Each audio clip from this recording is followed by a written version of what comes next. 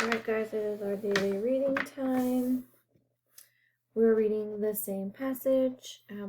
This time we're just going to have some different questions. So I'm going to reread the passage. Miss Monroe was famous for calling on her students to work math problems on the board in front of the entire class. I hated doing anything that involved reading aloud or presenting anything in front of a crowd. I could tell by the way she gathered the stack of questions and a marker that several people would be called on today. Please don't call on me. Please, please, please, I thought. Miss Monroe called. Andy, will you please come up to the board? Thank goodness, it's not me, I thought. I was so relieved when I wasn't called on at all today. I am sure glad I wasn't that unlucky. I probably won't be that fortunate tomorrow. So yesterday we talked about how the main character, he has difficulty speaking to the audience. That's what we were able to conclude from what we read, because he hated doing things that involved reading aloud. So let's answer some questions today. What is the meaning of the word fortunate in the selection? So here it says, I probably won't be that fortunate tomorrow. Okay, so I'm going to underline that sentence that it came in. So what do we think fortunate means? I won't be that fortunate. So let's kind of read the sentence before that. I was so relieved when I wasn't called on at all today. I am sure glad I wasn't that unlucky. I am sure glad I wasn't that unlucky. I probably won't be that fortunate tomorrow. So he's glad that he wasn't called on today, but he's thinking, I'm not going to be that fortunate tomorrow. So he's probably not going to be, if he was unlucky, fortunate would be lucky. So B, planned, no. A, planned, no. B, lucky, yes. Not unhappy, not doomed. So he's not going to be, because if you would read it, I probably won't be that lucky tomorrow.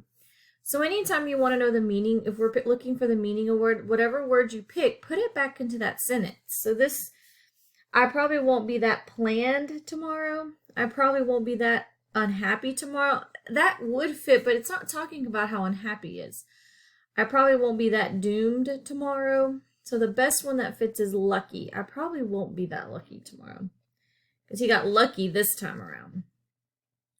Which of these is the best summary for the story? So we're looking for the summary. Now remember, in a summary, we only want the most important things. Now, when it comes to writing a summary for a fiction piece, we need to make sure that our summary is going to include information from the beginning, the middle, and the end. So let's look at A. One of Miss Monroe's students is really worried about math class. He says, please a lot to beg Miss Monroe not to call on him. She calls his name and he's asked to work a problem on the board. Look at this last sentence. She calls on his name. Did she call his name? No. So this is not our summary, because that has information that's not even in our story.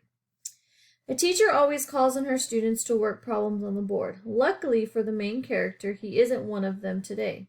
Possibly, because it does talk about at the very beginning how she is famous for calling on them, and then at the end, he's not called on. Miss Monroe calls on students to do math problems. One of her students is worried about it. Luckily for him, the teacher skips him. Possibly. D. A teacher is known for calling her students to the board to work math problems. A boy in her class is very worried about being called upon.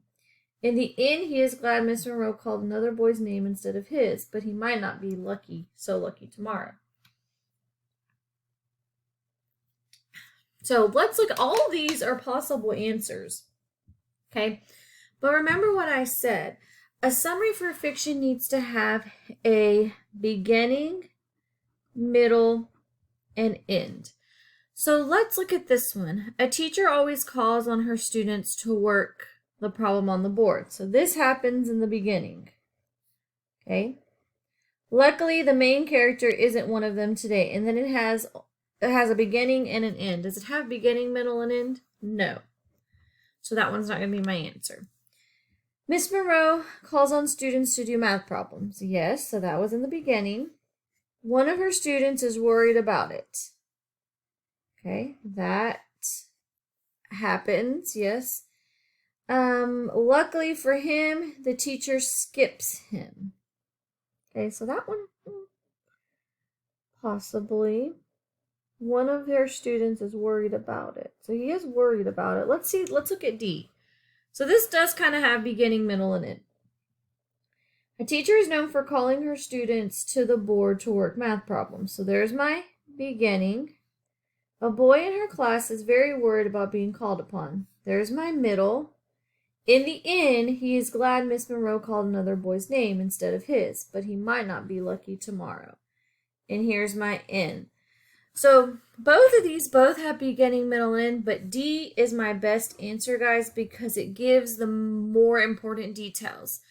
So C, it gives only some of it, but D really talks about how he's very worried about being called on, and then in the end, she doesn't call on him, but tomorrow he may not be lucky. So D is our answer. So you see how we had 3 possible answers, except for B didn't have beginning, middle, and end. C did have beginning, middle, and end, but it didn't have all the important details that we needed. D was our best answer. So you really have to go in and look at your answer choices. You can't just stop at the first one you think is correct. A synonym is a word that has the same or almost the same meaning as another word. List 2 synonyms for the word scared. So give me 2 synonyms for the word scared as you're to turn in.